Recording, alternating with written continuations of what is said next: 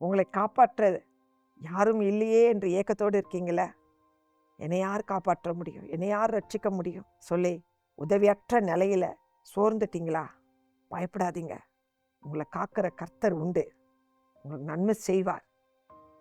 மனுஷர்கள்லாம் உங்களை கைவிடுவார்கள், நீங்கள் நம்பின ஆட்கள் கூட கைவிடலாம், ஆனால் கர்த்தர் கைவிட மாட்டார். இந்த காலை வேளையில் உங்களுக்கு தேவனுடைய வார்த்தை என்ன தெரியுமா? ஏசாயா 12வது அதிகாரம் 2வது வசனம். இதோ தேவனே என் ரட்சிப்பு சொல்றீங்கல்ல, அந்த ரட்சிப்பு இன்னைக்கு வந்துருச்சு, பெற்றுக்கொள்ளுங்க. இந்த உதவி கண்மலையாக தேவனிடத்திலிருந்து உங்களுக்கு கிடைச்சிருக்கு. கர்த்தருடைய கரம் உங்க மேல இருக்கு. பயப்படாதீங்க. நான் பயப்படாமலும் நம்பிக்கையா இருப்பேன் என்று சொல்றேன். இன்னைக்கு உங்க நம்பிக்கை கர்த்தர் மேல் இருக்கட்டும். பயம் இல்லாமல் சொல்லுங்க, கர்த்தர் என் ரட்சிப்பு, அவர் என்னை ரட்சித்துட்டார் சொல்லி நல்லா துதிங்க. கர்த்தர் உங்க அந்த காரியத்துல பாதுகாப்பு கொடுத்திருக்கிறத நீங்க உணர்வீங்க.